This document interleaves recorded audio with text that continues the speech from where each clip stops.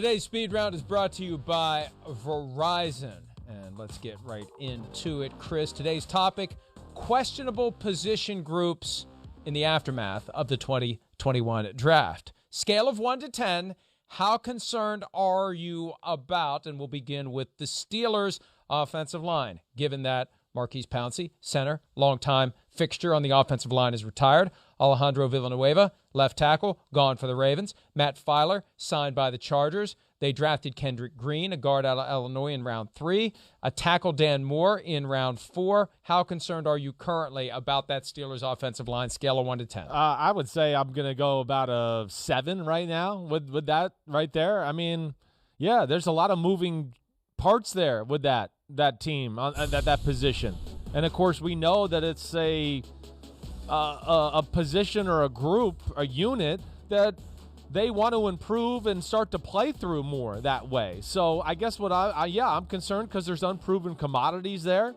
There's no doubt about it, and I'm not sure about some of these guys that are going to fill these holes. So I like some of the draft picks, certainly. But, yeah, I mean, there's definitely concern when you have a quarterback like Big Ben Roethlisberger and, lack of a true big-time running back, too.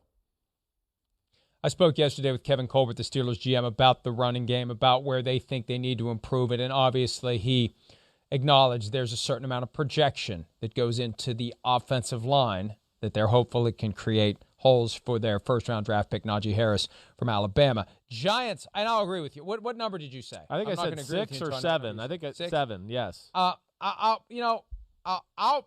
see your 7 and I'll make it an 8 because that offensive line is going to be a key to whether or not the Steelers can effectively run the ball or throw the ball, and they have to protect Ben Roethlisberger in what could be the last year of his career. And it's more likely to be the last year of his career if this offensive line doesn't come together quickly. Remember, it wasn't that long ago. This was a team that somehow won a couple of Super Bowls with a horrible offensive line, 05 and 08. Horrible. They got a much better offensive line, but they haven't gotten back to the Super Bowl. That's been the irony of how great their offensive line has become. Now it's a work in progress. Yes, it is. They needed to show progress quickly, so I'll say an 8 because I think it really could affect the Steelers in a bad way. All right, Giants offensive line, scale of 1 to 10. How concerned are you about that unit? I'm not going to sit here and tell you that I'm, overly concerned about it. I'm going to go, a 5 maybe. Yeah, it's not perfect, that offensive line, but it kind of turned the corner, towards the end of last year to where it started going in the right direction. And they've got a lot of assets there. I expect Andrew Thomas, their first rounder, to be better from last year. You do have Nate Solder coming back. We've talked about leading up to the draft. There's still Will Hernandez at right guard, who's a second-round pick from a few years ago. So, decent center play. I'm not, overly concerned about the Giants up front. I think it's more about them just, playing and continuing to get better with some of these younger guys. Kevin Zeitler, right guard, was cut. Zach Fulton was signed from the Texans.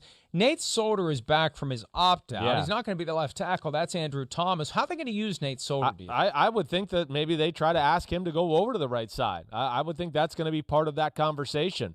Unless they felt like Andrew Thomas maybe could go back over to the right side, because he has done that a little bit in college where he played that side, and maybe they let Nate Solder end his career out at left tackle. They're going to have to play around with that a little bit. But, I would think ultimately they're going to find a way to get both guys on the field.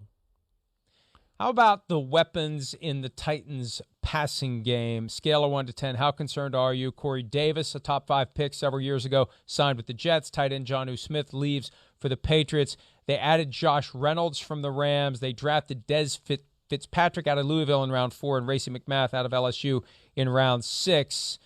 1 to 10, how concerned are you about the options that Ryan Tannehill has in the passing game? Well, I'm gonna go with I'm gonna say a 5 here again. I'm not overly concerned.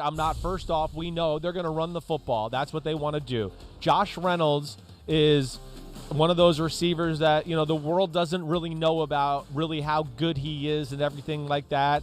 Stuck out there with the Rams and was kind of the third option and everything like that. But they have decent tight end play already. It was already, I know Jonnu Smith, that's a tough loss, but still it's a position that's kind of deep there on that Tennessee Titan roster. So I'm not overly concerned about it.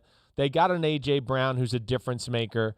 I still think they can make do, and it's about the run game and the play action passes that are the big thing with Tennessee anyways. Yeah, and I think having A.J. Brown is a big key to that. But there has been, I think, a net dip, a conscientious strategic dip. There's only so many dollars to go around. They got to do what they can, and you never know what other moves may be made as the offseason. Yeah, they can reevaluate as they go along here. Right. Ravens pass rush 1-10. How concerned are you when we consider that Matt Judon is gone? He signed with the Patriots. Yannick Ngakoue, guy they gave up a third-round pick for, gone for the Raiders. Used a first-round pick on an edge rusher at number 31. How concerned are we about the ability of the Ravens to put heat on opposing quarterbacks? It really doesn't change a whole lot by what they lost. I mean, I don't look at like Yannick Ngakoue and Judon as like sack masters anyways. I really didn't.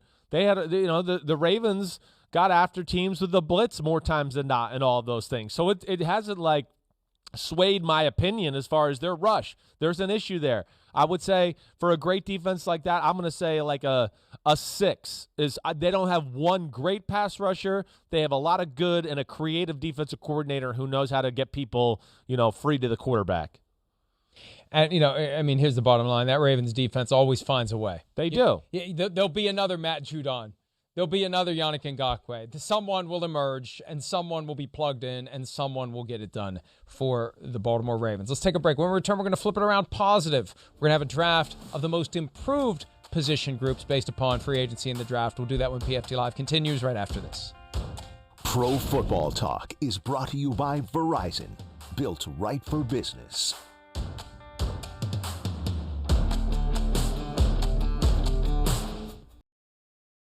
Hi, I'm Mike Tirico, and thanks for watching. Make sure to hit subscribe for the latest news and highlights from NBC Sports.